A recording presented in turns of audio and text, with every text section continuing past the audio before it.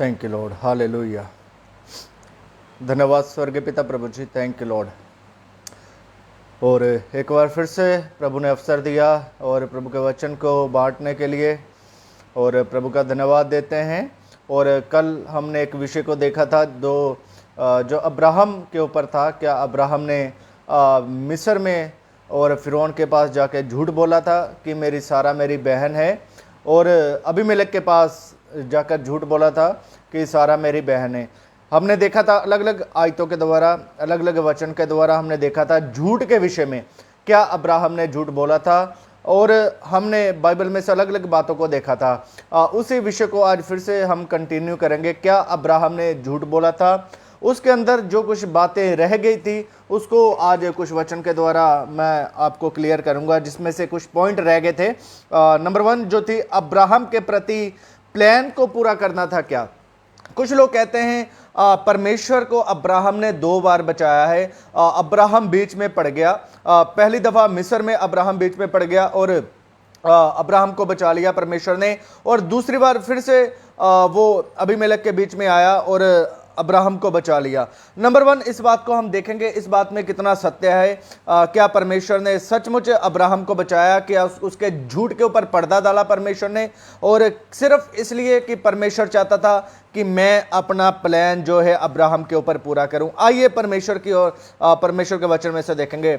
Number 1 एक बात हमें समझनी होगी, परमेश्वर पवित्र परमेश्वर है। मेरे प्रियो, पूरी बाइबल को हम जब पढ़े ध्यान से, विस्तार पूर्वक बाइबल का अध्ययन करें, उत्पत्ति से लेकर प्रकाशित वाक्य तक, book of Genesis to Revelation तक हम अध्ययन करें बाइबल का, तो हमें एक बात मिलती है, परमेश्वर पवित्र परमेश्वर है और परमेश्वर सत्य है और परमेश्वर में झूठ नहीं है। और इस बात को हमें अच्छे से समझना होगा। जब हम पहला पतरस उसका 1 अध्याय उसका 15 आयत पढ़ते हैं, वहां पर इस प्रकार लिखा हुआ है, मैं पवित्र हूं इसलिए तुम भी पवित्र बनो।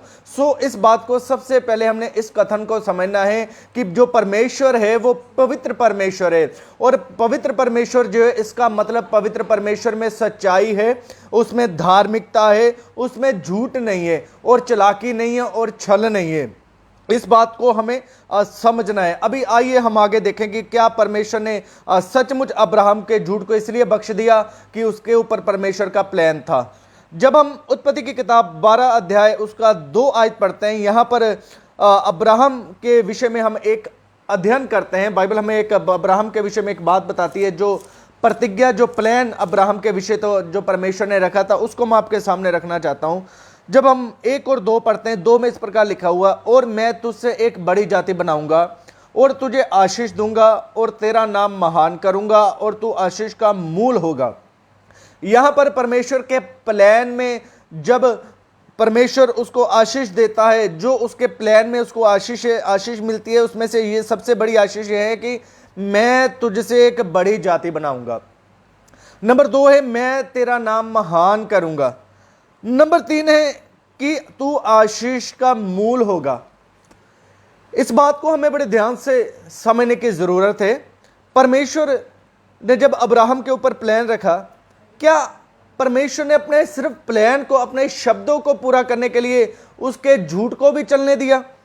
यहां पर परमेश्वर उसको आशीषों का मूल ठहराता है, ब्लेसिंग का जो है एक पॉइंट मेन ठहराता है, और परमेश्वर लोगों को एक झूठे के द्वारा आशीष ठहराएगा सिर्फ अपनी बात को पूरी करने के लिए।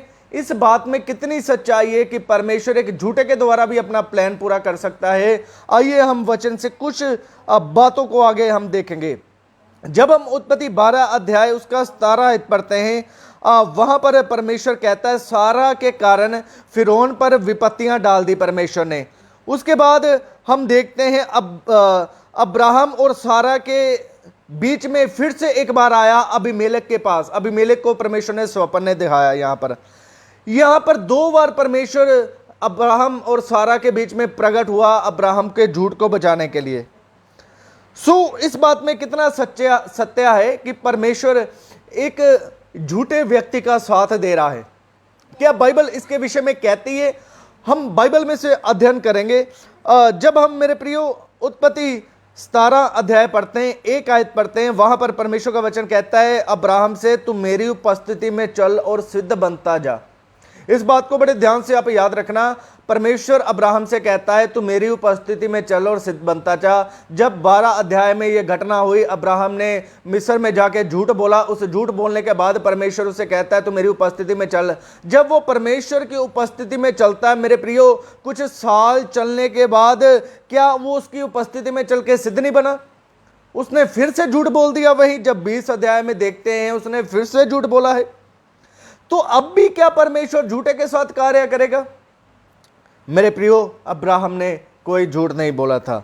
मैं एक उदाहरण के साथ आपको बताने के लिए चाहता हूं इस बात में कितना सत्य है। जब हम उत्पत्ति पढ़ते हैं, उत्पत्ति की जब हम एक आयत पढ़ते हैं 20 अध्याय, उसका 6 आयत मैं आपके सामने पढ़ने के लिए चाहता हूं। वहां पर इस प्रकार लिखा हो, उत्पत्ति 20 और 6 में परमेश्वर ने उससे स्वप्न में कहा, हाँ मैं भी जानता हूं कि अपने मन की खराई से तूने यह काम किया और मैंने तुझे रोक भी रखा कि तू मेरे विरुद्ध पाप ना करे।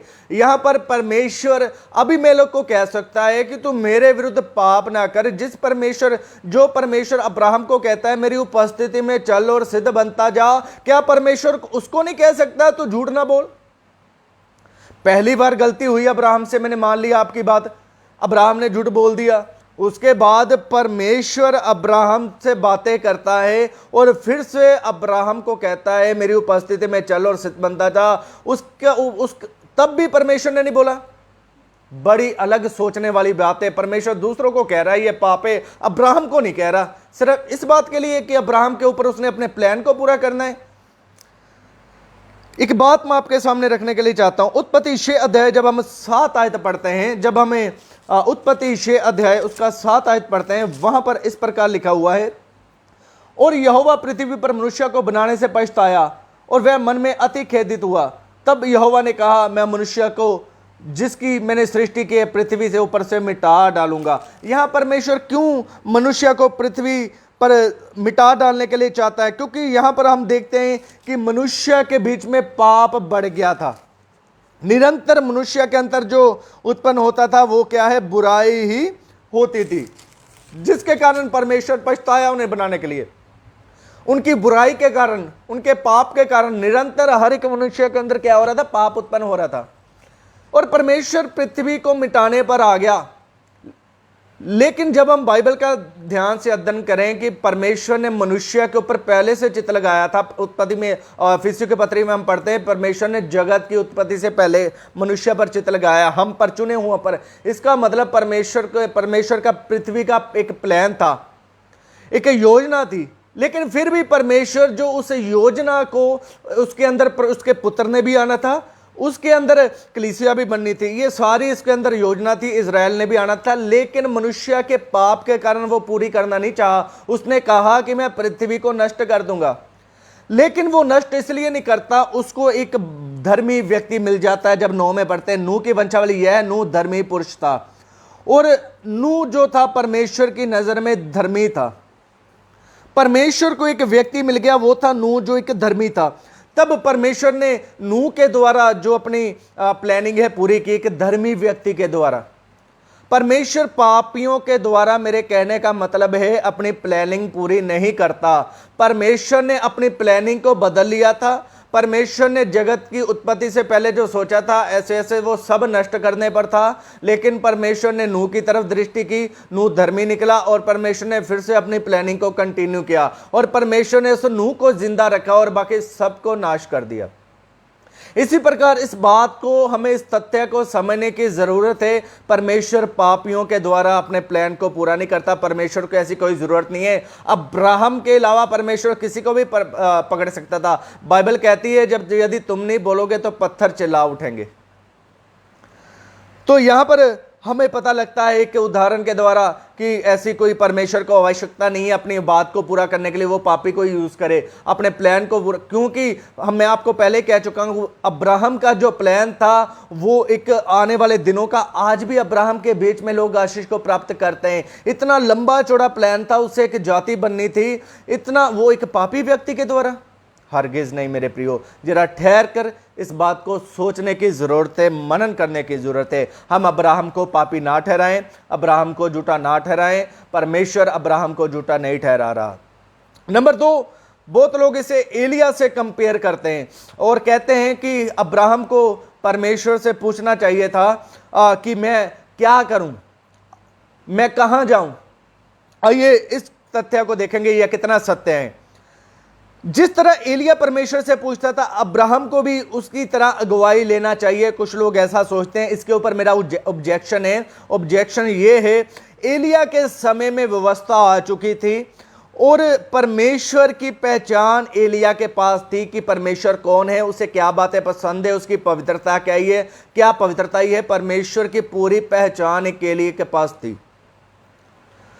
एलिया से पहले मूसा, मूसा के बाद यहोशू, यहोशू के बाद शाऊल, शाऊल के बाद शमूएल, शमूएल से दाऊद, दाऊद से सुलेमान, सुलेमान। ये सब जो हैं एलिया से पहले परमेश्वर से चलते थे। जब एलिया बहुत बाद में था, इसलिए एलिया के पास एक व्यवस्था थी, एक्सपीरियंस था अपने पुरखाओं का कि परमेश्वर किस बात को पसंद करता है, किस बात को नहीं पसंद करता।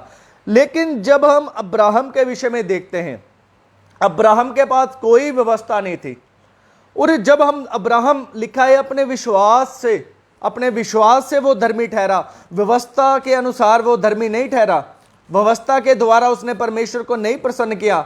हम जब याकूब की पत्री पढ़ते हैं, वहां पर 2 अध्याय पढ़ते हैं, वहां पर 23 आयत पढ़ते हैं, वहां पर इस प्रकार लिखा, और पवित्र शास्त्र का यह वचन पूरा हुआ, अब्राहम ने परमेश्वर का विश्वास किया और यह उसके लिए धर्म गिना गया और वह परमेश्वर का मित्र कहलाया। अब उस समय विश्वास चलता था मेरे प्रियो, उस समय विश्वास चलता था। उस समय व्यवस्था नहीं थी, परमेश्वर की लोगों को पहचान नहीं थी। अब्राहम के ऊपर परमेश्वर ने अपने आप को सर्वशक्तिमान ईश्वर के रूप में प्रकट किया, लेकिन मूसा के ऊपर, इज़राइल के ऊपर परमेश्वर ने अपने आप को यहोवा के रूप में, सृष्टिकर्ता के रूप में, अलग अलग बातों के द्वारा, यहोवा निस्सी, यहोवा येरे, अलग अलग बातों के द्वारा प्रकट कर चुका था। इसलिए वो ज्यादा पहचानते थे यहोवा को, परमेश्वर को। लेकिन परमेश्वर के वक्त वो इतनी पहचान अब्राहम के पास नहीं थी, इतनी व्यवस्था, इतनी गंभीरता नहीं थी।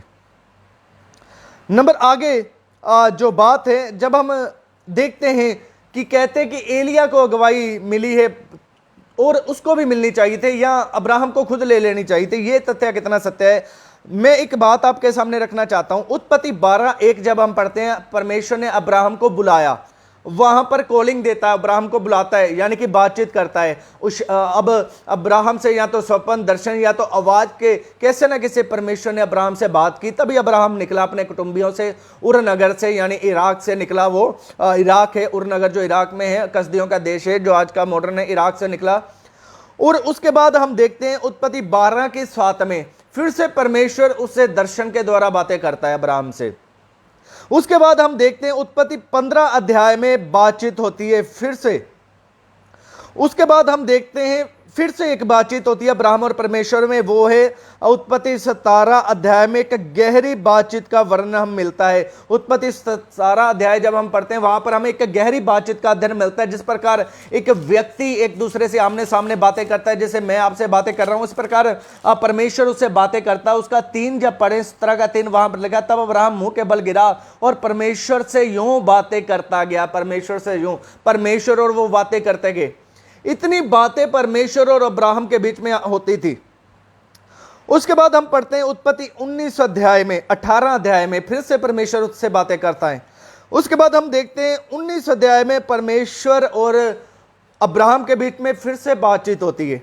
मैं एक बात आपके सामने रखना, इतनी बातें परमेश्वर अब्राहम से कर रहा था, क्या एक बात उसको नहीं बता सकता था कि अब्राहम तू झूठ ना बोल, मैं सर्वशक्तिमान परमेश्वर हूं, मैं तुझे मुहैया कराऊंगा।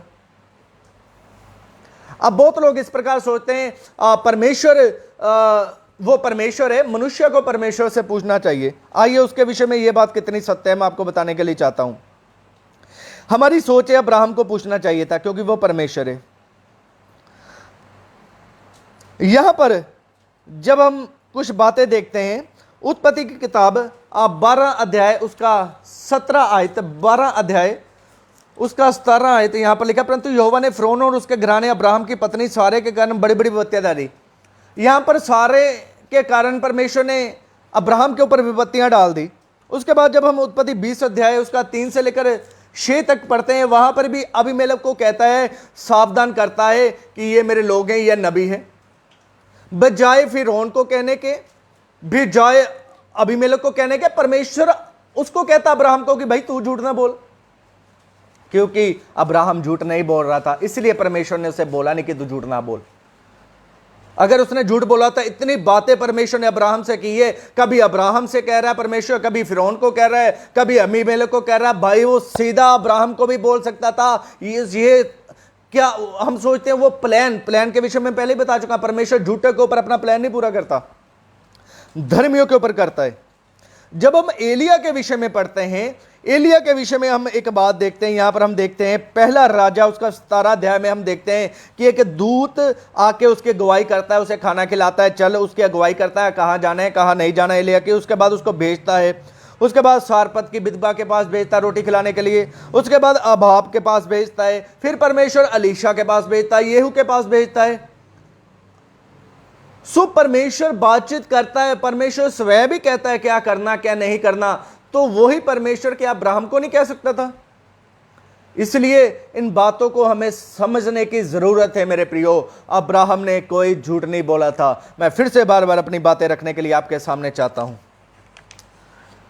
नंबर 3 है जो वो है, बहुत लोग सोचते हैं भाई बहन का रिश्ता। बहुत लोग कहते हैं अब्राहम ने अपने भाई बहन के रिश्ते को खराब कर दिया। जब वो भाई बहन थे, उसके बाद परमेश्वर ने उन्हें पति पत्नी बना दिया, उसके बाद वो फिर से भाई बहन बन गए। अब उन्होंने क्या कर दिया? अपने भाई बहन के रिश्ते को खराब कर दिया। जरा सेंस से हम सोचें, क्या खराब कर दिया उसमें? कुछ नहीं खराब किया वहां पर उसने। वो पहले ही भाई बहन थे, भाई बहन तो वो थे, सोच के देखे, पहले भाई बहन तो वो थे, उसमें खराब क्या हो गया? एक भाई ने अपनी बहन से शादी करती, जब शादी कर ली, खराब तो तभी हो गया था, बाद में अभी खराब होने से क्या रह गया? अभी बोलने के द्वारा खराब तो शारीरिक संबंध से होता है ना। आज हम मान लो, आज हम सुनते हैं, एक न्यूज आती है, एक भाई ने अपनी बहन से कुकर्म कर दिया, एक मामा ने अपनी भांजी से कुकर्म कर दिया, एक भांजे ने अपनी मामी से कुकर्म कर दिया, एक चाचा के लड़के ने चाची की लड़की से कुकर्म कर दिया। तो उनका जो रिश्ता जो खराब हुआ है, वो किस प्रकार न्यूज बनी है? वो किससे बना है? उनके आपसी संबंध के कारण न्यूज बनी है कि आपस में संबंध बना के रिश्ता खराब कर दिया। अगर उनके आपस में संबंध ना बने और न्यूज चैनल बोले कि वो भाई बहन थे, उनका रिश्ता, ये तो कोई बात नहीं बनती। फिर इसी बात को हमने समझना, भाई बहन तो वो पहले थे, उसके बाद रिश्ता तो फिर उन्होंने उनका बन गया और रिश्ता तो खराब हो चुका ही है। इस बात को समझना है। थोड़ी सी बैकग्राउंड हिस्ट्री 1 मिनट की बता के आगे चलेंगे। पुराने समय में, उस समय में आप राजनीतिक इतिहास देखना, पॉलिटिकल इतिहास देखना, जैसे हमारा संविधान है, उस समय का संविधान देखना। उस समय का जो पारिवारिक संविधान था वो इस प्रकार कहता है, जो व्यक्ति की बेटी थी वो अपने पिता के घराने में शादी करना अच्छा समझता ताकि लड़की को इज्जत मिले। वो अपने भाइयों में अपनी बहनों को शादी करना पसंद करते थे ताकि एक लड़की को इज्जत बने। उस समय ऐसा कोई नहीं था जब अब के समय में। अब के समय में उस समय में जाके मत सोचें, या उस समय को अब के समय में ना लाएं। इसके लिए एक उदाहरण मैं आपको बाइबल से भी बताना चाहता हूं। जब हम पहला कुरिन्थिया उसका 9 अध्याय 5 आयत पढ़ते हैं, पहला कुरिन्थिया 9 अध्याय 5 आयत पढ़ते हैं, वहां पर प्रेरित पौलुस एक बात कहता है। वहां पर इस प्रकार लिखा हुआ है, क्या हमें यह अधिकार नहीं कि किसी मसीही बहन के साथ विवाह करें, करके उसे लिए फिरें? यहां पर प्रेरित पौलुस कहता है कि हमें अधिकार नहीं किसी मसीही बहन के साथ। अभी मैंने जिस लड़की से शादी करी है वो तो इस वचन के अनुसार मेरी बहन है, और मैं अपनी बहन के संग सो के बच्चे पैदा कर रहा हूं। आप भी कितने लोग मैरिड होंगे, आप भी अब रात को जब सोते हो अपनी बहन के साथ सोते हो, तो क्या आप रिश्ते को तार तार कर रहे हो? जरा सोचने वाली बात है। हम आपस में, बाइबल कहती है बहन भरा हैं, भाई बहन है सब, तो हम अपने क्या रिश्ते खराब कर रहे हैं? हम बिस्तरों के हम रिश्ते खराब कर रहे हैं। हमें बाइबल को समझने की जरूरत है। अगर आप मुझे बोलो ये बात आत्मिक रीति पे बोलता है पौलुस, तो मैं इससे आगे आपको पढ़ाने के लिए चाहता हूं, जैसा अन्य प्रेरित और प्रभु के भाई और कैफा करते हैं अन्य प्रेरित, अन्य प्रेरित मतलब उस समय जो प्रेरित थे, जब 12 प्रेरितों को चुना गया, अगर आप में से किसी ने हिस्ट्री पढ़ी है, उनकी बैकग्राउंड पढ़ी है, ज्यादातर उसमें से शादीशुदा थे। उसमें से एक जो शादीशुदा था वो था कैफा अर्थात पतरस।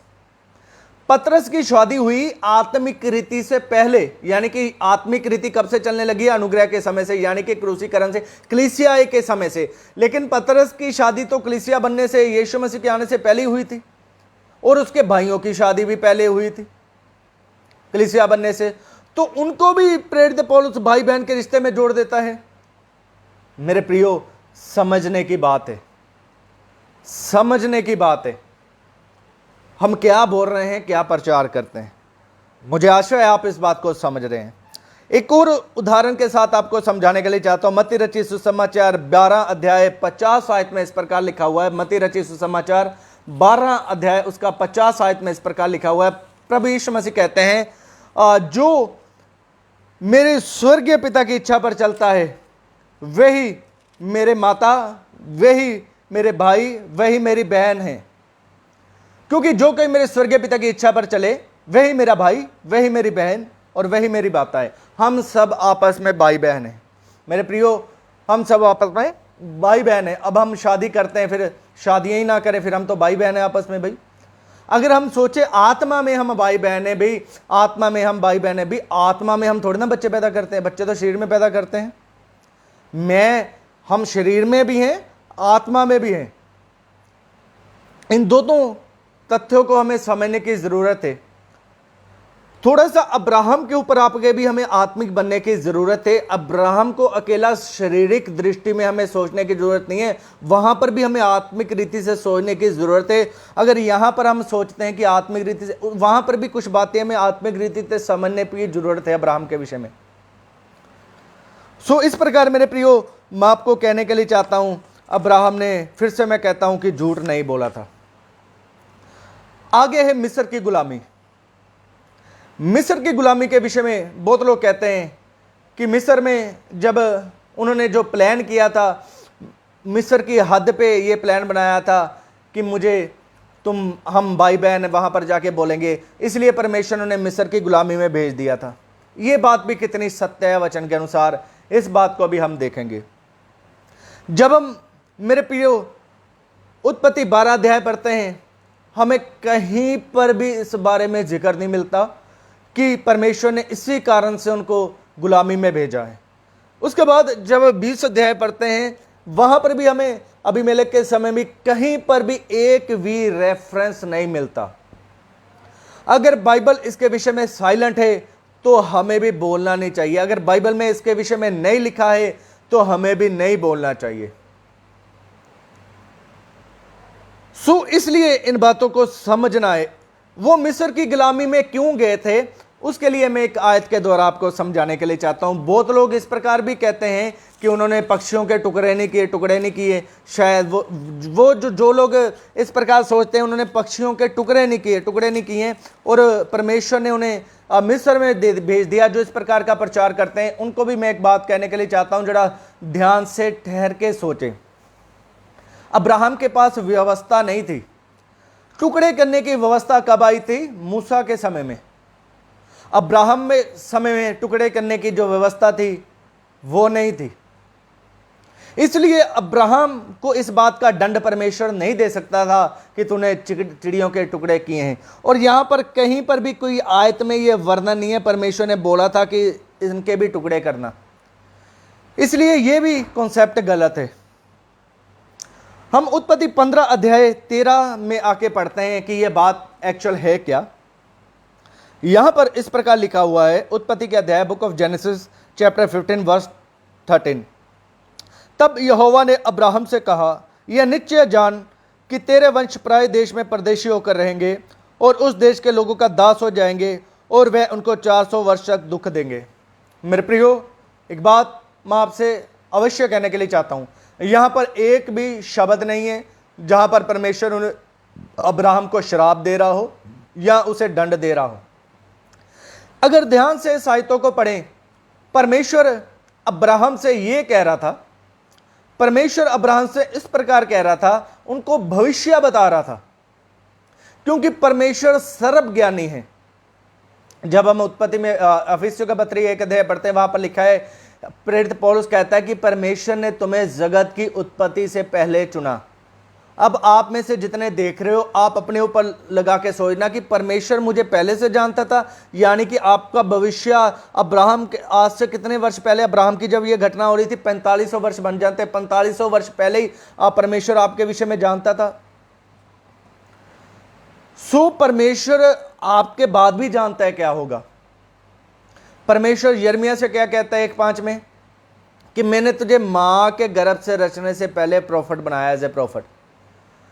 परमेश्वर ने पहले ही पता था यिर्मयाह प्रॉफिट बनेगा और क्या क्या कार्य करेगा। परमेश्वर वहां पर अपना सर्वज्ञानी होने का प्रतीक दे रहा है और अब्राहम को यह बात बता रहा है कि तेरे जो वंश है वो निश्चय जान रख। यहां पर शब्द है निश्चय जान रख।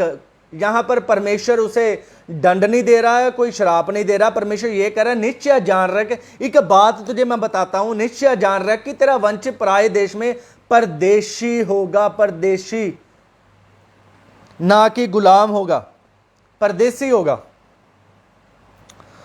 और यह परदेशी होने की बात क्यों परमेश्वर ने अब्राहम से बोली थी? क्योंकि जब हम बाइबल को ध्यान से पढ़ें, नया नियम में आके पढ़ते हैं, प्रेरित पौलुस कहता है तुम कथा कहानियों पर चित्त ना लगाओ। कथा कहानियों पर, कौन सी कथा कहानियों पर?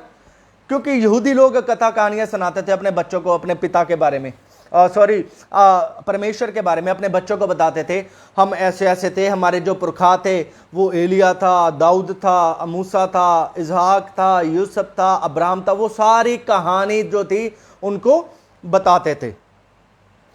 तो परमेश्वर को पता था इस कहानी के अंदर, जब परमेश्वर ने अब्राहम को बोला था तू कनान देश में जाएगा, वहां पर आशीष प्राप्त करेगा, लेकिन परमेश्वर को पता भविष्य में अकाल पड़ेंगे, ऐसी सी बात होगी, यूसुफ को बेच दिया जाएगा और ये गुलाम हो जाएंगे, वहां पर दास बन जाएंगे, परदेसी होने के नाते वहां पर दास बन जाएंगे। और उस बात को, भविष्य को परमेश्वर अब्राहम के ऊपर प्रकट करता है ताकि आने वाला वंश ये बात ना बोले कि परमेश्वर ने क्या इस बात को नहीं प्रकट किया था।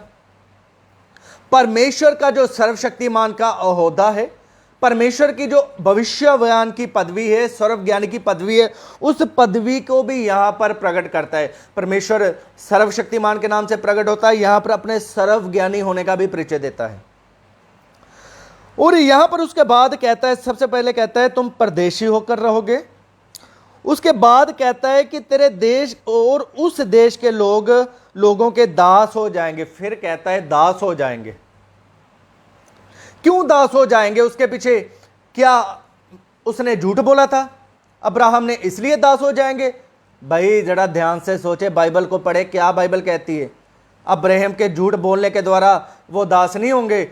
निर्गमन की किताब उसका 1 अध्याय उसका 8 से लेकर जब हम 13 तक पढ़ते हैं, तब हमें पता लगता है वो क्यों दास होंगे।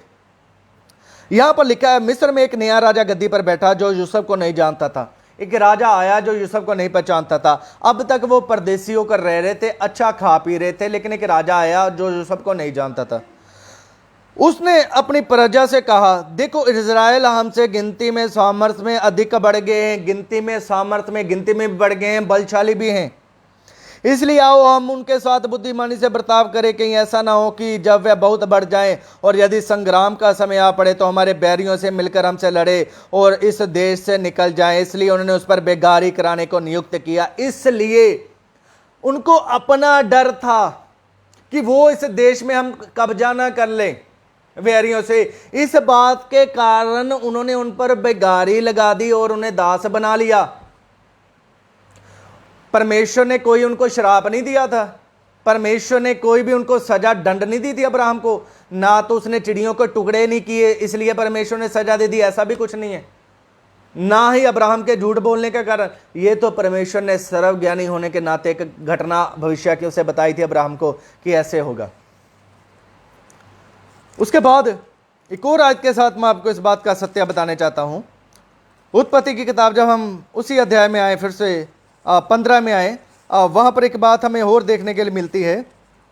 14 में वहां पर लिखा है आगे, और वे उनको 400 वर्ष तक दुख देंगे। फिर लिखा है, फिर जिस देश में वह दास होंगे उसको मैं दंड दूंगा, और उसके पश्चात वे बड़ा धन वहां से लेकर निकलेंगे। मेरे प्रियो, अब सोचें, परमेश्वर कहता है मैं उन्हें दंड दूंगा और बड़ा धन। भाई परमेश्वर उन्हें ये कौन सा श्राप दे रहा है? एक तरफ से धन देकर पहले उनको दंडित कर रहा है, धन देकर निकलवा रहा है। मेरे प्रियो, परमेश्वर भविष्य बता रहा था, वो परदेसी होंगे, नंबर 1 परदेसी होंगे, नंबर 2 उनको दास देंगे। वो जो उनको दास बनाएंगे, किस बात के लिए बनाएंगे? मैंने आपको निर्गमन में पढ़ाया है अभी कि अपने डर के कारण। जब उन्होंने दास बनाया, दुख दिया, उस जो दुख उन्होंने इजराइलियों को दिया, अर्थात अब्राहम के वंश को दिया, उस दुख का जो प्रतिफल उनको मिला मिस्रियों को, और परमेश्वर ने उन्हें दंड दिया।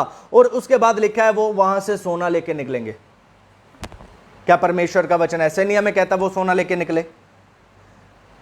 ये परमेश्वर ने भविष्य ज्ञान उन पर प्रकट किया था। आज से पहले मुझे नहीं पता किसी ने यह प्रचार किया, मैंने किसी के मुंह से नहीं देखा। यहां पर भेड़ चाल चलती है मेरे प्रियो। जो पेंतीकोस्टल ने बोल दिया वो सत्य है, जो पुराने पादरी बोल गए वो सत्य है। हमें बाइबल पढ़ने की जरूरत नहीं है भाई। बाइबल कोई ऐसा धागा तवीत नहीं है, उसे बांध लो, सिराने के नीचे रख लो, सर दर्द हो रहा है, दुष्ट आत्मा आ गई सिराने के नीचे। बाइबल को पढ़ना ही पड़ता है मेरे प्रियो। बाइबल हमारे अकेले अकेले के हाथों में परमेश्वर ने इसलिए दी है कि हम पढ़ें, बाइबल का अध्ययन करें, परमेश्वर को जानें। बहुत लोग बाइबल इसलिए पढ़ते हैं दूसरों में से कमियां निकालने के लिए। बहुत लोग बाइबल इसलिए पढ़ते हैं खुद ज्ञानवान बनने के लिए। बहुत लोग बाइबल इसलिए पढ़ते हैं कि मैं श्रेष्ठ हूं। मेरे प्रियो, बाइबल इसलिए पढ़ो कि आप परमेश्वर को जानें। मैं बाइबल इसलिए पढ़ता हूं कि मैं परमेश्वर को जानूं। उसके बाद इसहाक के विषय में हम पढ़ते हैं। इसहाक ने भी कहा है कि झूठ बोला। मेरे प्रियो, इतना कुछ मैंने आपको अब्राहम के विषय में बताया है। यदि अब्राहम का विषय सत्य है तो आइजैक का भी सत्य है, क्योंकि आइजैक की भी वो बहन थी और आइजैक के ऊपर माना नहीं चाहता। जो लोग अब्राहम को समझ गए वो आइजैक को भी समझ जाएंगे। इसलिए इन बातों को हमने समझना है। अब्राहम ने कोई झूठ नहीं बोला था, वो परमेश्वर की दृष्टि में धर्मी है। और मैं फिर से इस बात को रिपीट करने के लिए चाहता हूं, परमेश्वर अब्राहम को झूठा नहीं ठहराता। परमेश्वर अब्राहम को धर्मी, अपना मित्र बनाता है और जातियों का पिता ठहराता है, और सबसे बड़ा वो अब्राहम की गोद ठहराता है। हम भी अब्राहम को झूठा न ठहराएं। जिसे परमेश्वर दोषी नहीं ठहराता उसे हम भी दोषी ना ठहराएं मेरे प्रियो। इसलिए बाइबल का सही से अध्ययन करें, और अगर आप इन बातों से सत्य हो, सहमत हैं, प्लीज़ इसको जरूर शेयर करें, दूसरों लोगों तक पहुंचाएं, और खुदा आपको आशीष दे। और हमारे और भी वचनों को सुनने के लिए आप हमारे इस पेज को कलवरी चर्च को फॉलो कर सकते हो, और हमारे यूट्यूब चैनल पास्टर इंद्रजीत को आप सब्सक्राइब कर सकते हो हमारे संदेशों को सुनने के लिए। और जो हमारा एक विषय पेंडिंग था, शैतान और लूसीफर में अंतर, और फिर से हम उसे शुरू करेंगे। और यदि आप सुनना चाहते हो तो हमारे साथ बने रहे। खुदा आपको आशीष करे। Praise the Lord. जय मसीह की।